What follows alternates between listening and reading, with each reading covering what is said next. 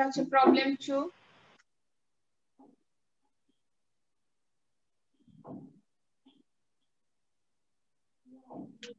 একটু পড়ো প্রবলেমটা।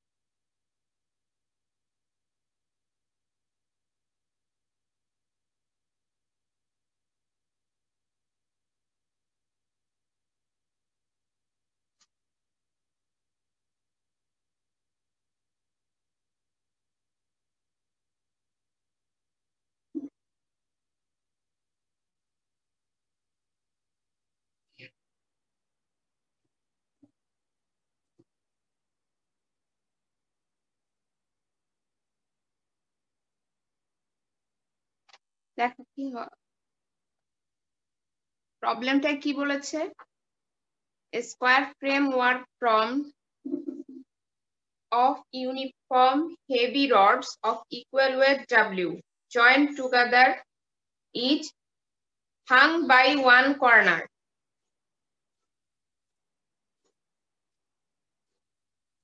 একটা কর্নার থেকে এটা ঝুলন্ত।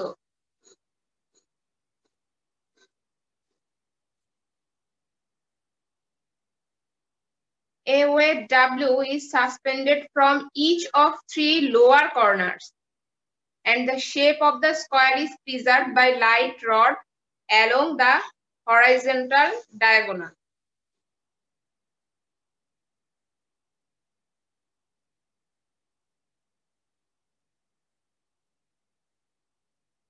Prove that thrust is 4W. বলা হয়েছে এরকম 4টা ইউনিফর্ম রড দিয়ে একটা স্কয়ার ফর্ম করা হয়েছে, আর এই স্কয়ার ফর্মটা যে প্রিজার্ভ করা হয়েছে, এই স্কয়ার ফর্মটা যে ধরে আছে সেটা হচ্ছে হরাইজন্টাল বরাবর যে ডায়াগোনালটা আছে সেই ডায়াগোনাল বরাবর একটা লাইট ওয়েটের রড দিয়ে সেই ফর্মটা প্রিজার্ভ করা আছে। আমাদের দেখাতে হবে যে যে থ্রাস্টটা কাজ করছে সেই থ্রাস্টটা হচ্ছে 4W। প্রবলেমটা কি সবার কাছে ক্লিয়ার?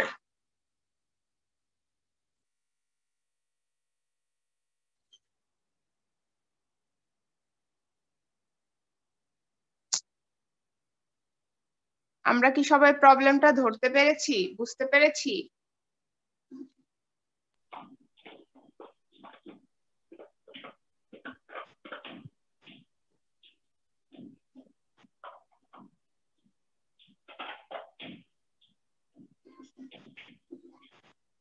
ম্যাম ফিগারটা আরেকবার বুঝিয়ে দিলে ভালো হতো।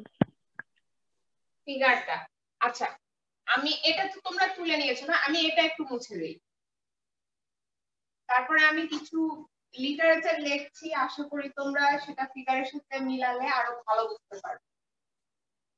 ফিগারটা থাক, ফিগারটা লক্ষ্য করো।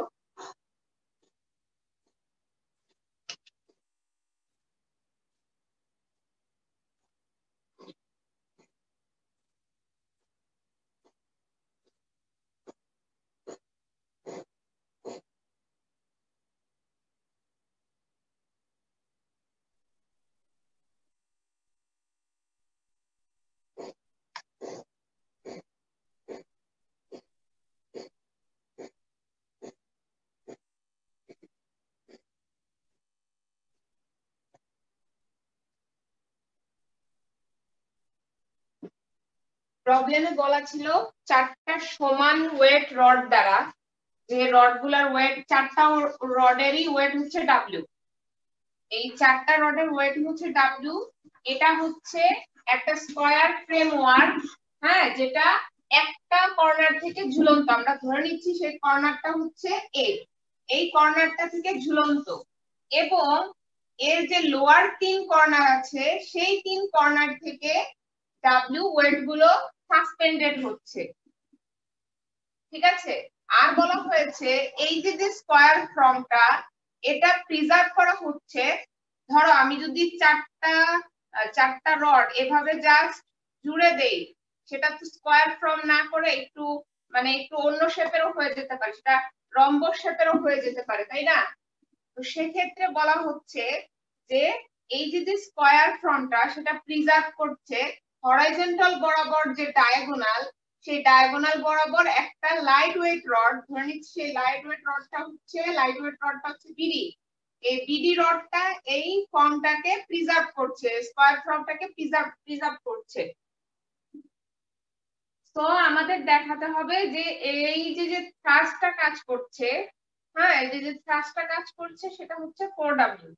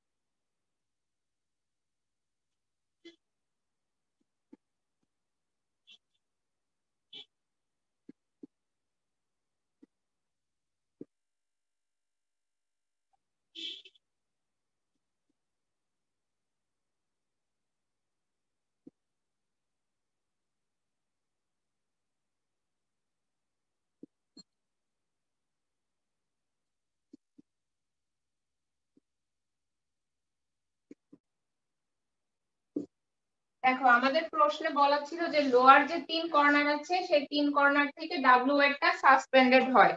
আর যেহেতু প্রত্যেকটা রডের লেন্থ আমরা ধরে নিচ্ছি এ, প্রত্যেকটা রডের লেন্থ হচ্ছে এ, আর যেহেতু প্রত্যেকটা রডের ওয়েট হচ্ছে ডাব্লিউ, সো টোটাল স্কয়ারটার ওয়েট হচ্ছে 4W, যেটা হচ্ছে জি থেকে সাসপেন্ডেড হবে। সো জি হচ্ছে সেন্টার অফ গ্র্যাভিটি বা সেন্ট্রয়েড, যেখানে টোটাল ফোর্সটা কাজ করছে বা টোটাল ওয়েটটা কাজ করছে। ম্যাম, হ্যাঁ বলো। ট্রাস্ট ইনওয়ার্ডলি কাজ করবে না ভিতরের দিকে? বুঝতে পারিনি তোমার কথা, আবার একটু বলো। বলছি যে ট্রাস্টটা ভিতরের দিকে কাজ করবে না ইনওয়ার্ডলি? আচ্ছা, আজকে আমার ল্যাপটপ নাই তো, মোবাইলই সম্বল, আমি একটু বুঝতে পারছি না, এখন বলো।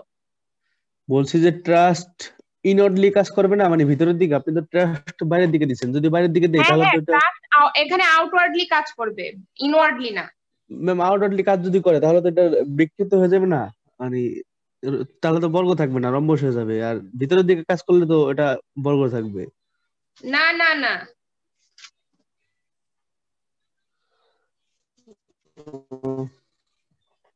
জি তুমি ম্যাম। একটু ভালো করে ইয়া করো। আমরা যে থ্রাস্টের যে ইটা পড়েছিলাম লাইট রডের ক্ষেত্রে, থ্রাস্টের যে ইয়াটা পড়েছিলাম, সেটা হচ্ছে তোমার থ্রাস্টটা সবসময় আউটওয়ার্ডলি কাজ করে। আর তুমি যেটা বলছো ইনওয়ার্ডলি যদি কাজ করে, ইনওয়ার্ডলি কাজ করলে তো এটাকে চাপায় নিয়ে আসবে।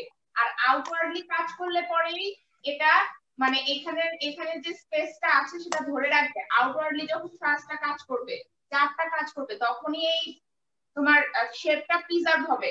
আর তুমি যেটা বলছো রামবাস হয়ে যাবে, রামবাস কিভাবে হবে বলো? তুমি বলো তাহলে তো এটা এভাবে মানে তুমি যেটা বলতে চাচ্ছ সেটা যদি হয় যে এটা, তখন এটা নিয়ে এরকম হয়ে যাবে, ঠিক আছে? কিন্তু এরকম তো হবে না, কারণ রডের তো লেন্থ বাড়তেছে না। জি আর ম্যাম। তোমার ডায়াগোনালটার ওই যে লাইট যে রডটা, ওটার লেন্থ তো ফিক্সড। জি বুঝছি ম্যাম।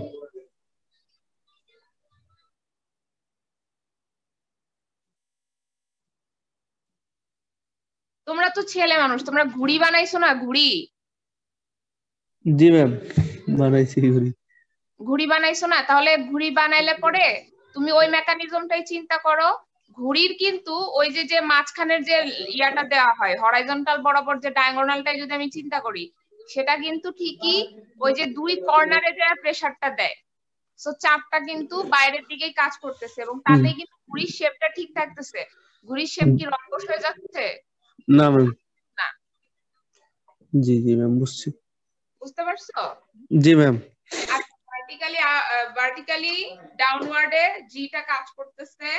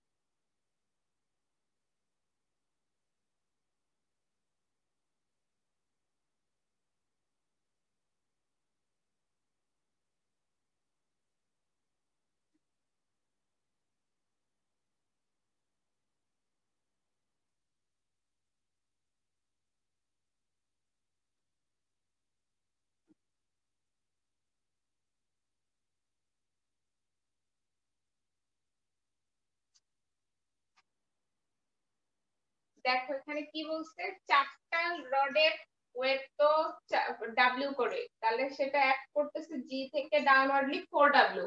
আবার বলা ছিল যে তিনটা তিনটা ওয়েট ডাব্লিউ, আরো তিনটা ওয়েট ডাব্লিউ, সেটা হচ্ছে বি সি মানে লোয়ার তিনটা যে কর্নার, সেই তিনটা কর্নার থেকে সাসপেন্ডেড হচ্ছে। তো এখানে বলছে কি যে weights W at B and W at D are equivalent to a weight 2W, যেটা অ্যাকচুয়ালি G থেকেই কাজ করবে। So the total force বা total weight 6W acts at G and a single weight W acts at C. দেখো এখানে কারো কোনো confusion আছে কিনা?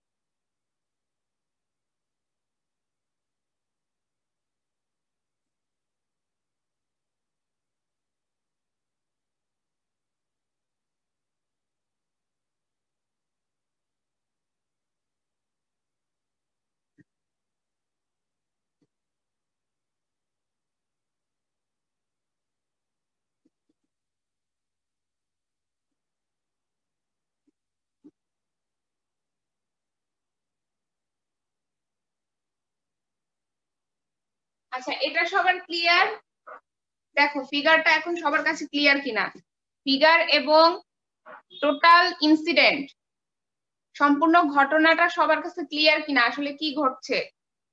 আমি আবারও বলতেছি, ভার্চুয়াল ওয়ার্ক খুবই ইজি একটা টপিক।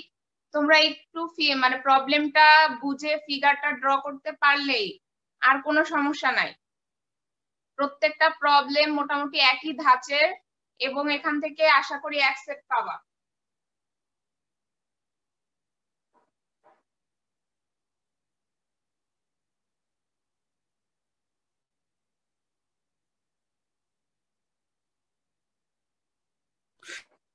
ম্যাডাম নেট প্রবলেম, কথা বোঝা যাচ্ছে না, যদি আরেকবার কষ্ট করে বলতেন।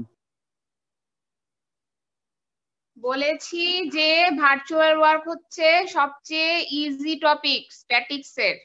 প্রবলেম গুলো মোটামুটি একই ধাঁচের, জাস্ট প্রবলেমটা বুঝে তুমি যদি ফিগারটা ড্র করতে পারো তাহলেই তুমি বুঝতে পারবা যে প্রবলেমটা কোন দিকে আগাচ্ছে এবং সলভ করা তোমাদের জন্য ইজি হয়ে যাবে। আর ভার্চুয়াল ওয়ার্ক থেকে মোটামুটি অ্যাকসেপ্ট থাকবে আশা করি। জি ম্যাম। জি ম্যাম। আচ্ছা, আমি এটা মুছে দিচ্ছি। হ্যাঁ,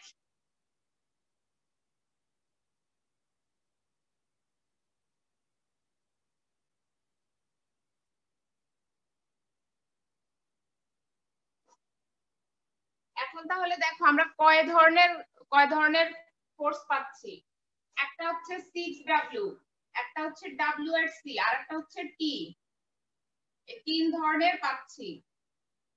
so the virtual work, VW means virtual work. খুবই খুবই খারাপ।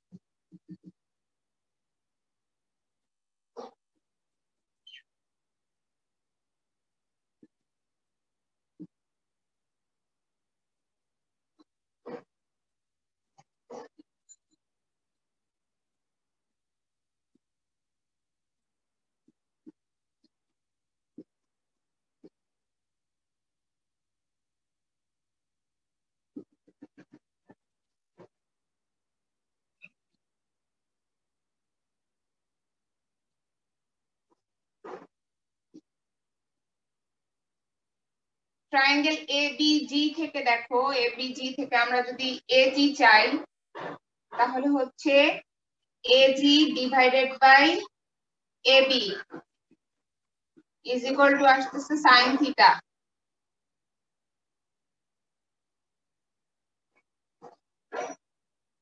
ও না, এখানে তো অ্যাঙ্গেল হচ্ছে এটা থিটা অ্যাঙ্গেল, তাহলে হচ্ছে বিজি হচ্ছে এখানে ইয়া BG by AB.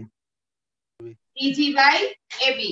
Okay, so BG equal to আসতেছে A sine AB theta. Sine theta.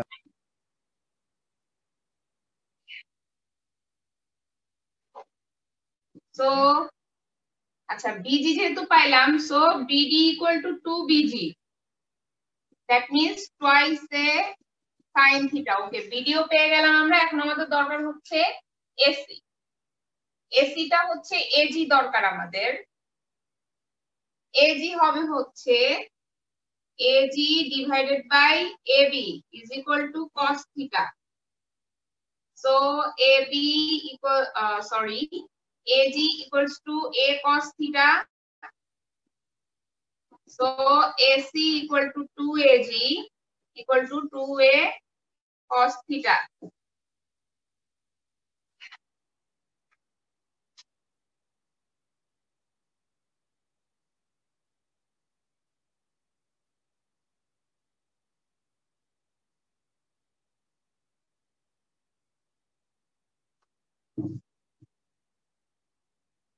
আচ্ছা, এটা হয়ে গেছে সবার? আমি একটু মুছে দিব। ম্যাম নিচের লাইনগুলো থাক।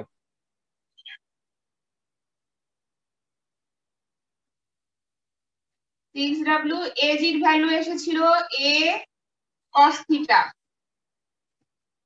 W ডেল্টা AC এর ভ্যালু এসেছিল 2A cos থিটা, আর BD এসেছিল 2A sin theta is equal to 0. 6WA sin theta minus 2WA sin theta plus 2TA cos theta delta theta equal to 0. Differentiation যদি করি, ওকে, তো 2A যদি common নেই, -2A, actually -2A যদি common নেই, তাহলে 3W sin theta plus W sin theta plus T cos theta। Ma'am minus হবে না? এখন দেখো 2A minus 2A can't be 0 and delta theta be very small, so 4W sin theta minus T cos theta is equal to 0.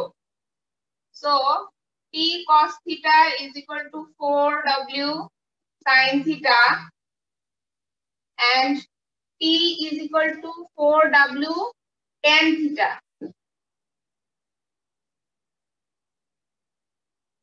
এখন যেহেতু এটা একটা square in position of equilibrium position,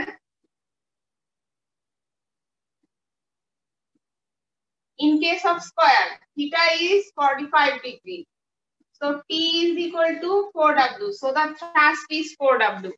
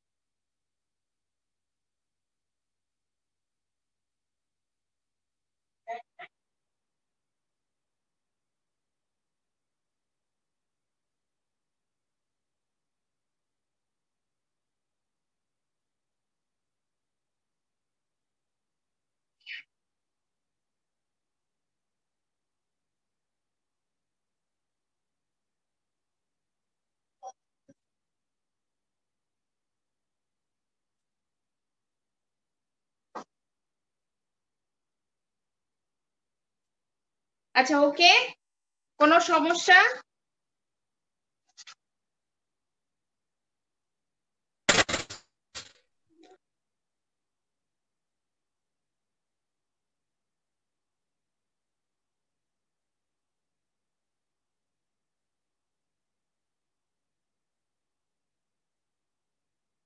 Any problem, anyone?